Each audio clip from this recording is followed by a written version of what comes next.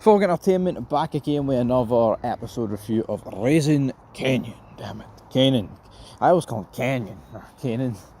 Doesn't really matter what you want to call him, guys, but we had a lot going down in this house. We had the stash house. That's not looking so particularly great, is it? The stash house has been hit. But we've got a lot of stuff to talk about. We may as well talk. Let's just wrap up Jukebox's arc, alright? She's, of course, seeing a wee girlfriend, but nobody knows she's a girlfriend. The white girl's like, my parents are not so great about everything, obviously implying that lesbian, they're not a big fan of lesbians. But you know what, I actually think, see parents that might take their child, being gay or lesbian bad, right? I don't think it's just automatic homophobia, right? Now, a lot of people might just not want their fucking child to be gay, right? But if you actually look at it, it's like, if you're gay or lesbian, like, it just rules you out having kids. I know you can adopt, but that's not continuing the bloodline. Damn it. It's not, and I can definitely see why parents from that aspect would be annoyed.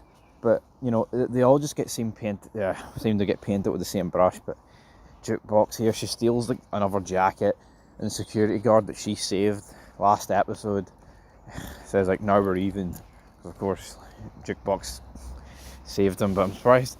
I mean, fair play from the security guard, but I mean, Jukebox is just going to continue to keep on stealing, and the problem is, now she's known at that spot, she's going to have to move her game up, twist and shout, so to speak. But yeah, Jukebox ain't really doing much, and you know what? She's also keeping the cards close to the chest that Lulu was the one that dropped D-Wiz, but yeah, that's probably for like a season 1 finale, and we'll have to wait and see, because obviously by the time Par comes around, none of these characters apart from Jukebox exist. I can't recall if Jukebox even mentioned Marvin at any point. But anyway, back to Lulu. He's in the music studio, Famous. He's obviously with Famous's sister now. Famous is getting some tunes. Jukebox did not like that fact. But I mean, I don't know, this Lulu guy came across as very petty here. He sees his girlfriend hugging the producer, and he's like, can I have a word with you outside? Even though he doesn't sound like that, it's like, come on, son, alright? It's a bit pathetic. Here for Big Lulu. She's like, you move the drugs, I can move the music with Famous. Fair enough. What's Marvin doing this episode? Well, Marvin's not really doing much. I mean, his relationship with the blonde woman, I thought, right, it's kind of come out of nowhere. So how's it going to go down this time? I'll tell you how it's going to go down this time. Not much. So what happens is he's sleeping with her. She then tries to cuddle him. He's like, well, everyone cuddles you. She's like, yeah, loads of black guys have cuddled me. And it's not that makes him, take this bad. She's like, by the sounds of it, you would rather cuddle up to a guy that's from Jamaica, Queens, and black. Which I thought it was a brilliant and underrated line for her, by the way. I thought it was absolutely incredible, that line, right? Is what it is. And then he just decides to take the dog. You've not been feeding the dog. So he takes it, and it's like, okay, fair enough. Then, what else do we have? They go to the shop that they're setting up camping. They sort that out, the locks are sorted. But then Marvin enlists Kanan in helping him move the stash. Again, with this problem, Kanan's supposed to be an after-school class. Will he make it in time? We're not too sure. How it's going to go down. Also, what about like the police bust at the end of episode 3? They got all that drugs, and yeah, we're seeing the corners that are empty, and Unique's not taking it too well, but it's like, we've seen like no police reaction to that. Like, the commissioner guy wanted a big bust. Here he is getting the big bust, and he's like not even like responded to it. I don't know, bit of a poor follow-up to that in my opinion. Unique though, he wants to get the corners, and he actually speaks to Davina, who was speaking to Kanan, and she manages to tell him the stash house location, because of course Kanan came over and started speaking to her again. Kanan being sloppy in his tender years of only 15.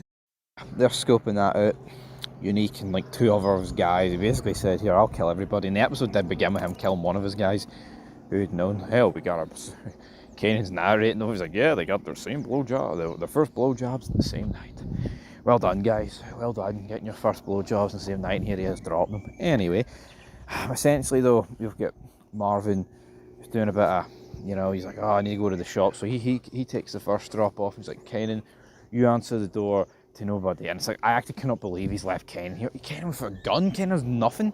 So Unique and his crew bust in. They start taking everything. Kenan's got a bit beat up here.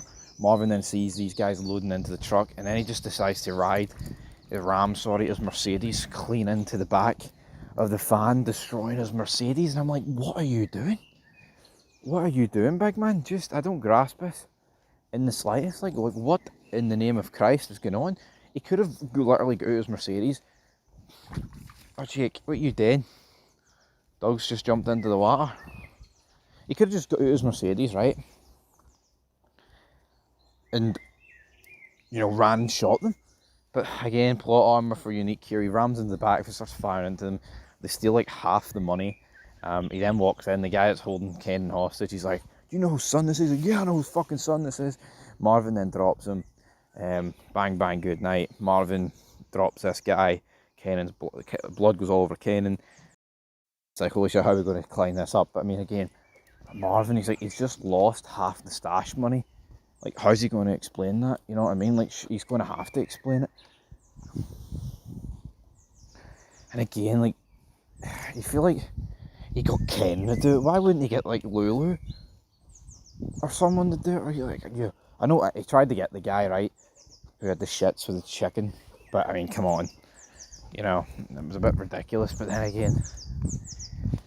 But then, would Unique and all have broke in before knowing that was a legit stash house? Probably not. It is what it is. I mean, yeah, but a stash house. Look how much money was in it. Like, mad. Like, these houses just lying empty. Kanan manages to get home just in time. And then, yeah, his mum does find the bloody sweater that he takes off for class. And it turns out the class that she enrolled him into is actually being taught by Sympathy, her new boyfriend. So, yeah, it's kind of a funny end. Or Symphony? Not Symphony. Anyway, whatever. But anyway, guys, I mean, I thought the episode, I think it was better than episode 3.